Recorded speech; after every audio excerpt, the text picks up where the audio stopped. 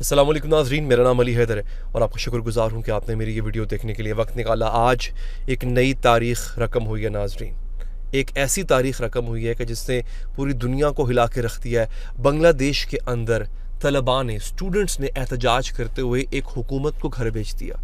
शेख हसीना वाजिद, जो कि बज़ाहिर तो एक जमहूरी हुकूमत की लीडर थी, उसको डिक्टेटरशिप करते हुए 15 साल हो गए थे। 15 साल पुरानी नाजरीन ये डिक्टेटरशिप, एक ऐसी आमरीत जिसमें फ़ौजी आमरीत भी थी, जिसमें जमहूरी आमरीत भी थी, उसका एक ब्लेंड था। स्टूडेंट्स ने सिर्फ 4 लाख, 20-22-25 करोड़ की आबादी वाला मुल्क है, 4 लाख लोगों ने ऐसा एहतजाज किया कि उन्होंने पूरी हुकूमत का पलटा उठा दिया। और जिस फ़ौज ने, यानी ऐसा होता है ना मुल्कों में कि फ़ौज जो है वो इलेक्शन में धांधली करवा के वो किसी को हुक्मरान बना देती है। बांग्लादेश में ऐसा हुआ कि फ़ौज ने अपोजिशन पूरी की पूरी उठा के जो है वो जेल में फेंक दी, ठीक है, और वहाँ पर हसीना वाजिद को वो ला के बिठा दिया। अब उसी फ़ौज ने अपने हेलीकॉप्टर में हसीना वाजिद को बिठा के मुल्क से बाहर भेज दिया कि भैया तुम जाओ। वही फ़ौज, बांग्लादेश की हुकूमत जो है, उसने अवाम के आगे और बिलखुसूस स्टूडेंट्स के सामने घुटने टेक दिए। मुझे इस वक्त बांग्लादेश से भी लोग देख रहे होंगे, इंडिया से भी देख रहे होंगे, पाकिस्तान से ख़ास तौर पर देख रहे होंगे। उनका पॉलिटिकल सिनारियो पाकिस्तान का और बांग्लादेश का कोई बहुत मुख्तलिफ है नहीं। एक तो मैं आपको ये दिखाऊंगा, बल्कि वीडियोज़ दिखाऊंगा कि स्टूडेंट्स ने किस तरह से एहतजाज करते हुए अपना हक मांगा और उस हक मांगने के साथ साथ उन्होंने एक हुकूमत को घर भेज दिया। दूसरा, मेरे पास एक और बड़ी कमाल की खबर है। वो खबर नाजरीन इसराइल के हवाले से। इसराइल ने किस तरह से नाजरीन यूके को सबक सिखाया है, आप हैरान रह जाएंगे। यानी आप सोचने पे मजबूर हो जाएंगे कि यहूदी जो है वो कितने मजबूत है। बरतानिया जैसा मजबूत मुल्क, और मुल्क भी ऐसा। आपको पता है इसराइल की पैदाइश करने वाला मुल्क कौन सा था? इसराइल बनाने वाला मुल्क कौन सा था? अमेरिका नहीं था, बरतानिया था। बरतानिया ने, जब बरतानिया ताज बरतानिया राज करता था, तब बरतानिया ने इस सरजमीन, इस लैंड को, जो कि फ़लस्तीन कहलाता था या कहलाता है, उसको चुना, वहाँ पे जाकर यहूदियों को बसाना शुरू कर दिया।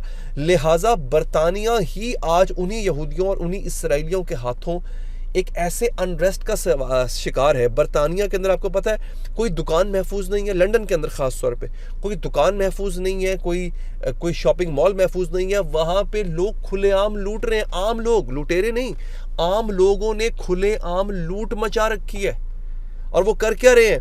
वहाँ पे इस वक्त सिविल अनरेस्ट, किसी बात को लेकर के एहतजाज चल रहा है, और वो एहतजाज जो है आप हैरान हो जाएंगे कि वो सिविल अनरेस्ट की तरफ जा रहा है।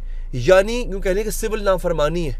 एक नज़्म ज़ब्त जो है वो बिगड़ चुका है। आम लोग उठते हैं, 4 लोग उठते हैं, वो दुकानों पे हवला बोल के दुकानों का सामान उठा के ले जाते हैं, घरों में डाके पड़ रहे हैं। बरतानिया में इस वक्त ऐसी सूरत हाल है जो कभी पाकिस्तान इंडिया में भी नहीं हुई।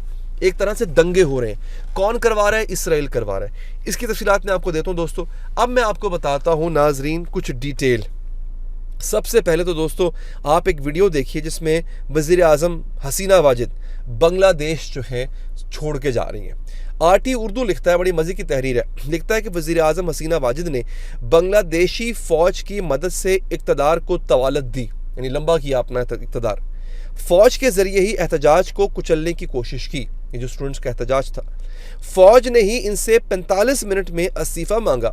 फ़ौज को ही उन्होंने इस्तीफ़ा पेश किया और फ़ौज ने इन्हें एक फ़ौजी हेलीकॉप्टर में बहिफाजत हिंदुस्तान रवाना कर दिया। ये बात देखिए, उनकी तहरीर बड़ी मज़े थी।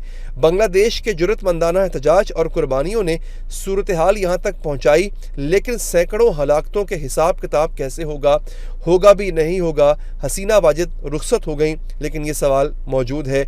हसीना वाजिद के रुखसत होने की वीडियो जो है इस वक्त आप देख पा रहे होंगे दोस्तों। कई लोग, एक अंदाजे के मुताबिक 400 लोग हलाक हुए इस एहतजाज में, जो कि स्टूडेंट्स ने किया। अच्छा, स्टूडेंट्स बेसिकली एहतजाज कर रहे थे कि कोटे के ऊपर जो है वो नहीं होना चाहिए, गवर्नमेंट जॉब्स या जो दूसरी जॉब्स हैं वो कोटे पे मिलने लग गई थी। स्टूडेंट्स कह रहे थे कि मेरिट पे होना चाहिए। इस बात को लेकर एहतजाज हुआ। जब उन्होंने एहतजाज किया तो बेसिकली हसीना वाजिद को आदत पड़ गई थी डिक्टेटरशिप की। जैसे होता है ना कि जैसे ही एक जमात एहतजाज करने की कोशिश करती है, उसको लोगों को उठा के ले जाते हैं, उस गिरफ्तारियां शुरू हो जाती हैं। तो यही काम हसीना वाजिद ने स्टूडेंट्स के साथ किया। हालांकि एहतजाज बहुत छोटी सी बात पे था। जब उन्होंने लोगों को उठाना शुरू कर दिया और हसीना वाजिद ने ताकत का इस्तेमाल किया, स्टूडेंट्स के खिलाफ बिफर गए। वो जो चंद 100 लोगों का एहतजाज था वो हज़ारों में तब्दील हुआ और बाद में वो 4 लाख लोगों तक पहुंच गया। दोस्तों, करोड़ों की आवाम में अगर 2-3 लाख लोग भी उठ जाए तो इनकलाब आ जाता होता है। 4 लाख लोग उठे, इनकलाब उन्होंने बपा कर दिया। शेख हसीना वाजिद 15 साल से इक़्तिदार में थी। बात यहाँ पे ख़त्म नहीं होती है।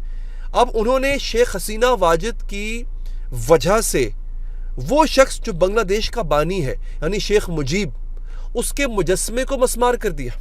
ये मेरे सामने एक वीडियो है जो कि मैं आपको शायद दिखा पाऊँ, मैं बात करूँगा अपने, हाँ ये वीडियो है जो कि statue of Sheikh Mujib, the father of former prime minister Sheikh Hasina and the country's independence leader is being destroyed. अच्छा, वो कहते हैं उसकी वजह क्या है? उसकी वजह शेख मुजीब खुद नहीं है, शेख मुजीब तो बानी है बांग्लादेश के। उसकी वजह बनी शेख हसीना, यानी शेख हसीना की वजह से बानी तक को नहीं छोड़ा उन्होंने। और यहाँ पे एक मेरे साथ एक तहरीर मैंने पढ़ी थी, ये इस पुतले को मस्मार करते हुए किसी आतिफ खान नामी बंदा है, उसने फेसबुक पे लिखा कि बांग्लादेश शख्सियात और मुजस्समों की कोई अहमियत नहीं होती, नज़रिया अहम होता है, अवाम की राय सबसे मुक़द्दम होती है। पता नहीं किसकी तरफ इशारा कर रहे थे कि मुजस्मे अगर आप गिरा दें तो उसकी अहमियत नहीं होती, अवाम की अहमियत होती है। ये साहब ने लिखा है, जबकि एक शख्स आप देख सकते हैं वो शेख मुजीब का मुजस्मा जो है वो गिरा रहा है। उसके बाद नाजरीन, बांग्लादेश के आर्मी चीफ जो हैं वो आते हैं मैदान में, उन्होंने प्रेस कॉन्फ्रेंस की। उन्होंने जनाब कहा कि अमन व अमान वापस आया तो मार्शल लॉ की ज़रूरत नहीं होगी। बांग्लादेशी आर्मी चीफ ने मुल्क का नज़्म नस्क संभाल कर अबूरी हुकूमत कायम कर दी है। आर्मी चीफ वक़ारुज़्ज़मान ने मुज़ाहिरीन की हलाकतों पर तहकीकात का वादा भी किया है। बेसिकली दोस्तों, बांग्लादेश में आर्मी भी मजबूत है, तकरीबन उतनी ही मजबूत है जितनी पाकिस्तान में है, लेकिन वहाँ पे सिविलियन गवर्नमेंट जो है वो ज़्यादा मजबूत है। शेख हसीना वाजिद एक डिक्टेटर बन गई थी, वो अपने सामने किसी को खड़ा नहीं होने देती थी।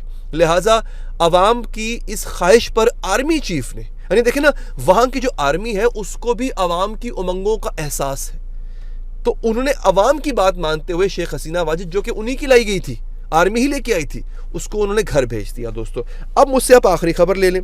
दोस्तों, हुआ ये है, अब आप ये जो बरतानिया के साथ क्या हुआ है, यूके का नया प्राइम मिनिस्टर है स्टामर, ये अभी हाल ही में आया है। इसने आते साथ ही ऐलान किया, हालांकि इसकी बीवी यहूदी है, इसने आते साथ ही ऐलान किया कि बरतानिया इसराइल की किसी किस्म की मदद नहीं करेगा इस जंग में, और बरतानिया से जो असलहे की खेप जाती थी इसराइल को वो भी हम बंद कर देंगे। इसके ठीक 2 दिन के बाद अब ये अजीब इत्तफाक है कि बरतानिया के अंदर जो है वो फसादात शुरू हो गए, नस्ली फसादात कह लें, लिसानी फसादात कह लें, सिविल अनरेस्ट शुरू हो गया। वहाँ पे दुकानें लूटी जा रही हैं और इसके पीछे कहा जा रहा है कि ये इसराइल है। अब आप देख लें कि वो बरतानिया, इसराइल इतना एहसान फरामोश है कि वो बरतानिया जो इसराइल को बनाने वाला मुल्क है उसी के खिलाफ हो लिया। दोस्तों, यह है अब तक की अहम खबर। ऐसी मजीद खबरों के लिए चैनल को सब्सक्राइब कीजिए। अपना ख्याल रखिए। अल्लाह निगहबान।